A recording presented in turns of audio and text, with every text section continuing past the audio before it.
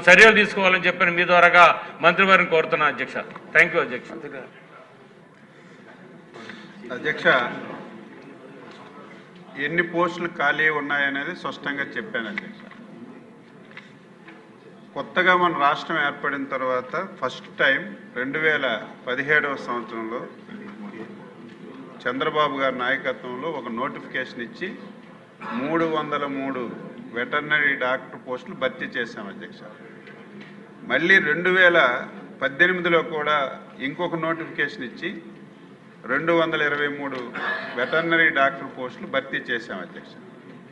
తర్వాత ప్రభుత్వం మారింది, 5 సంవత్సరాలు ఒక్క డాక్టర్ పోస్ట్ కూడా భర్తీ చేయలేదు అధ్యక్ష.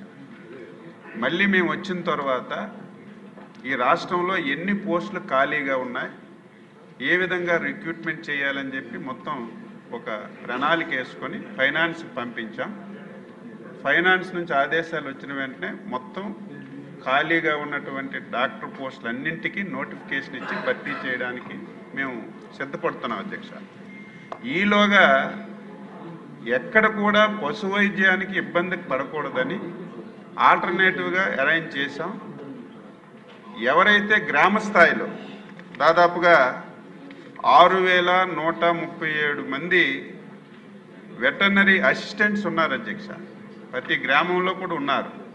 ఇందులో హైలీ క్వాలిఫికేషన్ వాళ్ళు కూడా ఉన్నారు.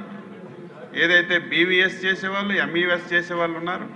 అందులో వాళ్ళందరినీ తీసుకొని ఏ హాస్పిటల్లో కూడా డాక్టర్ లేడనే విధానం లేకుండా, ఎక్కడ కూడా పశు వైద్యానికి ఇబ్బంది లేకుండా ఏర్పాట్లన్నీ కూడా చేశాం.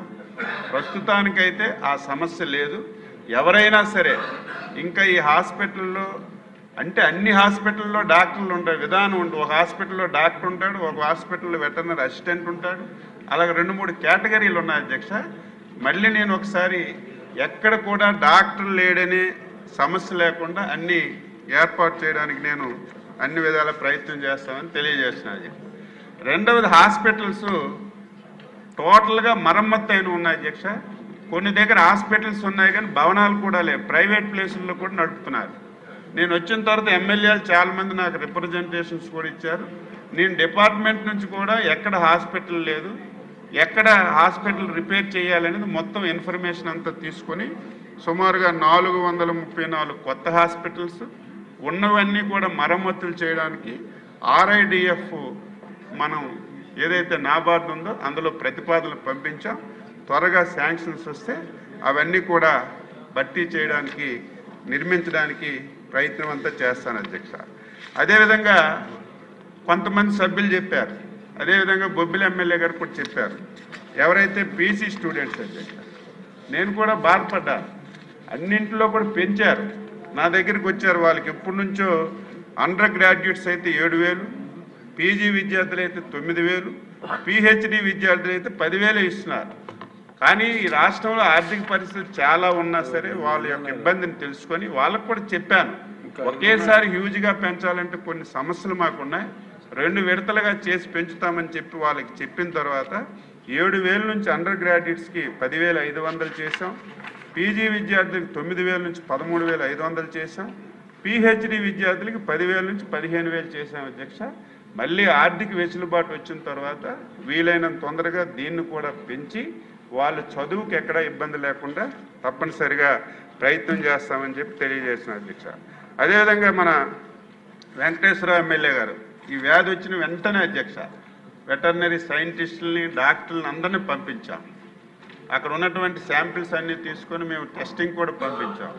నాకున్నటువంటి ఇన్ఫర్మేషన్ ప్రకారం ఒక 7 పశువులు చనిపోయినట్టుగా ఇన్ఫర్మేషన్ ఉంది.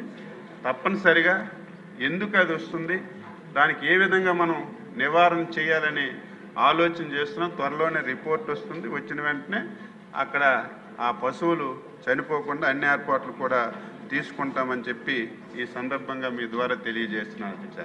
అధ్యక్ష, 5 సంవత్సరాలు వెటర్నరీ డిపార్ట్మెంట్కి తాళాలు వేశారు.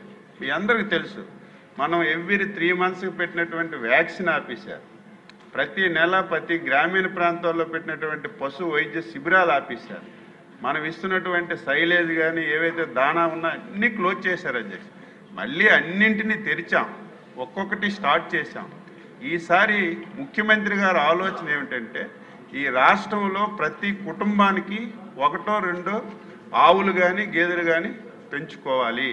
దాని ద్వారా గణనీయమైనటువంటి ఆర్థిక పరిస్థితి పెరుగుతుంది. దాన్ని ఏ విధంగా ముందుకు చేయాలనేది, ఏ విధంగా అమలు చేయాలనేది ముఖ్యమంత్రి గారు ఎప్పటికప్పుడు మాకు డైరెక్షన్స్ ఇస్తున్నారు. ఆ డైరెక్షన్స్ ప్రకారం ముందుకెళ్తున్నాం. తప్పనిసరిగా ఇప్పటికే పాల ఉత్పత్తిలో మన రాష్ట్రం మొదటి స్థానంలో ఉంది. ఇంకా దీన్ని ముందుకు తీసుకెళ్ళడానికి ముఖ్యమంత్రి గారి సలహాలు సూచనలతో, సభ్యులు ఇచ్చినటువంటి సలహాలు సూచనలతో ముందుకెళ్తామని చెప్పి ఈ సందర్భంగా మీ ద్వారా సభ్యులకి, ఈ రాష్ట్రంలో ఉన్నటువంటి పాడి రైతులందరికీ కూడా తెలియజేస్తున్నాను. ధన్యవాదాలు. క్వశ్చన్ నెంబర్ 8 ఇంకా సాటిస్ఫై అవ్వలేదా మీరు? ఇంకా సాటిస్ఫై అవ్వలేదా సార్?